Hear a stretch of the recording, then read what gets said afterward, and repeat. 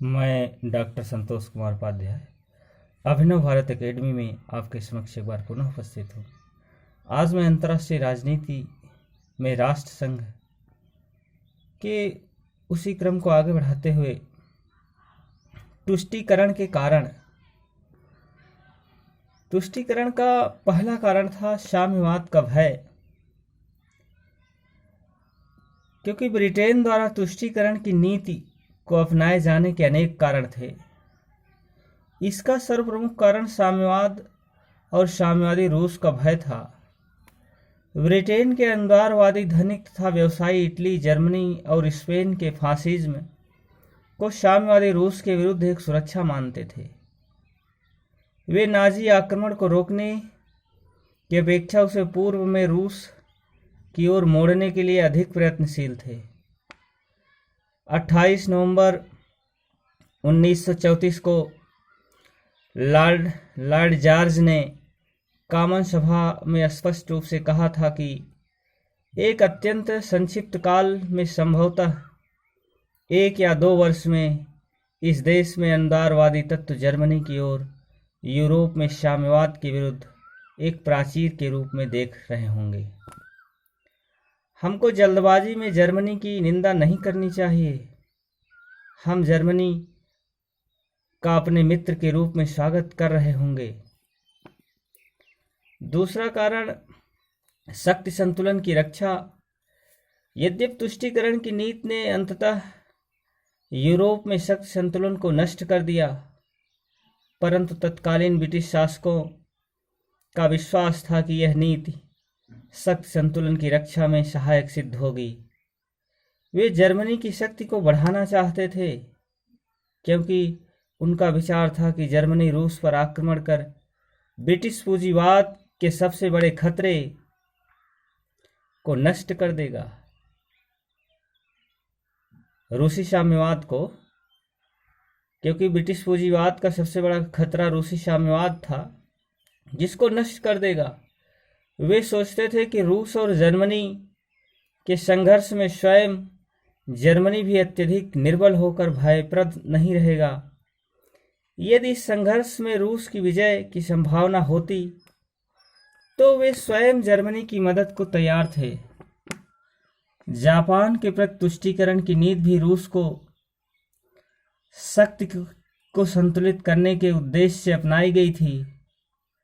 Italy के प्रति तुष्टीकरण की नीति अपनाने का उद्देश्य जर्मनी की शक्ति को संतुलित करने वाली शक्ति का निर्माण करना था, परंतु तुष्टीकरण की नीति इन सभी बातों की प्राप्ति में असफल रही। जर्मनी ने रूस पर आक्रमण करने के बजाय अगस्त 1939 में उससे अनाक्रमण समझौता कर लिया। जापान ने रूस के स्थान पर सुदूर पूर्व के अमेरिकन तथा ब्रिटिश प्रदेशों पर आक्रमण किया। इटली जर्मनी से जा मिला। तीसरा कारण था ब्रिटेन और फ्रांस का मतभेद। ब्रिटेन और फ्रांस के गंभीर मतभेद भी तुष्टीकरण के ब्रिटिश नीति का एक कारण थे। प्रथम विश्व युद्ध के दोनों राष्ट्र जर्मनी के विरुद्ध लड़े थे, परंतु युद्ध के बाद दोनों में अत्यंत गंभीर मतभेद उत्पन्न हो गए। जर्मनी के साथ व्यवहार, राष्ट्र संघ, सामूहिक सुरक्षा, क्षतिपूर्ति आदि अनेकानेक प्रश्नों पर दोनों ने विरोधी दृष्टिकोण अपनाए। राष्ट्र संघ ने फ्रांस का अत्यधिक प्रभाव होने के कारण ब्रिटेन, उसके तथा उसकी सामूहिक सुरक्षा व्यवस्था के प्रति उदासीन हो गया। हिटलर के उदय के बाद उसने जर्मनी के प्रति जो सहानुभूत दृष्टिकोण अपनाया, उसका एक कारण यूरोप में फ्रांसीसी प्रभुत्व को कम करने की एक अव्यक्त इच्छा भी थी। अगला कारण था, चौथा, ब्रिटेन की आंतरिक दुर्बलता। तुष्टीकरण की नीति का एक कारण ब्रिटेन की आंतरिक दुर्बलताएं भी थी। उसकी गिरती हुई आर्थिक दशा ने उसके पूंजीपति वर्ग में साम्यवाद का काल्पनिक भय उत्पन्न कर दिया और वे जर्मनी, इटली और जापान का साम्यवाद विरोधी शक्तियों के रूप में समर्थन करने लगे। वे ब्रिटिश आर्थिक व्यवस्था को सुदृढ़ करने के लिए जर्मनी के आर्थिक पुनरुदय को आवश्यक मानने लगे। साथ ही आर्थिक संकट ने विश्व व्यापार के उच्च स्तर के लिए विश्व शांति की आवश्यक शर्त के रूप में निशस्त्रीकरण के विचार को लोकप्रिय बना दिया। अतः ब्रिटिश सरकार फासिस्ट आक्रमण के विरुद्ध सैनिक कार्यवाही के लिए अत्यधिक उत्सुक हो गई।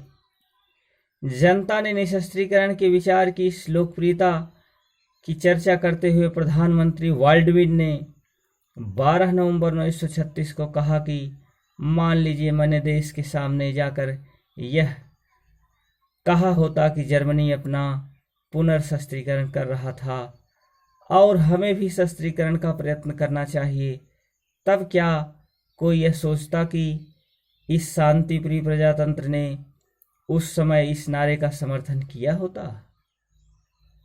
मैं किसी ऐसी अन्य बात को नहीं सोच सकता जिसने मेरे दृष्टिकोण से निर्वाचनों में पराजय को अधिक सुनिश्चित बना दिया होता। अगला कारण था हिटलर की आकांक्षाओं के संबंध में ब्रिटिश शासकों का भय। पांचवा कारण, ब्रिटिश प्रधानमंत्री चैम्बरलेन जैसे तुष्टीकरण की नीति के प्रमुख निर्माता कहा जा सकता है, कभी भी हिटलर की आकांक्षाओं के वास्तविक रूप को नहीं पहचाना जा सका। उसका अविश्वास था कि हिटलर अपने वचनों का पालन करेगा। उसकी यह एक भयंकर भ्रांति थी।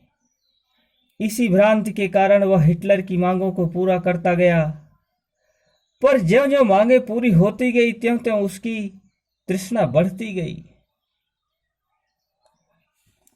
तुष्टीकरण का औचित्य भी जानना आवश्यक है। ब्रिटिश शासकों ने तुष्टीकरण की नीति को अनेक आधारों पर उचित ठहराने का प्रयत्न किया था। प्रारंभ में यह नीति जर्मनी के प्रति एक प्रकार की सहानुभूति प्रदर्शन था, जो इस विश्वास पर आधारित था कि वर्साय की संधि जर्मनी के प्रति अन्यायपूर्ण थी। सन 1935 में तुष्टीकरण का व्यवहारिक उपयोगिता के आधार पर समर्थन किया गया। 18 मार्च 1935 को ब्रिटेन ने जर्मनी के साथ एक नाविक समझौता कर उसे ब्रिटिश नौसेना के 35% तक अपनी नौसेना के विकास का अधिकार दिया। जब फ्रांस ने इसका विरोध किया तब ब्रिटेन और उत्तर दिशा की संधियों के उल्लंघन के प्रति एक उच्च नैतिक दृष्टिकोण अपनाने और इस प्रकार व्यवहार में असीमित जर्मन पुनः शस्त्रीकरण के होने देने से यह अधिक श्रेष्ठ था कि जर्मनी से स्वेच्छापूर्वक अपने आप को सशस्त्र के एक तर्कसंगत स्तर तक सीमित करा लिया जाए। सन 1936 में तुष्टीकरण को आत्मनिर्णय के आधार पर उचित ठहराया गया। जब मार्च 1936 में जर्मनी ने लोकार्नो संधियों को अमान्य करते हुए राइन प्रदेश पर पुनः सैनिकीकरण किया, तब यह कहा गया कि जर्मन सेनाएं अपने ही प्रदेशों में तो जा रही हैं। जर्मनी और ऑस्ट्रिया के संयोग की भी आत्मनिर्णय के अधिकार का प्रयोग कहकर उपेक्षा कर दी गई। अंत में सैनिक दुर्बलता और शस्त्रीकरण के लिए समय पाने के आधार पर तुष्टीकरण को उचित ठहराया गया।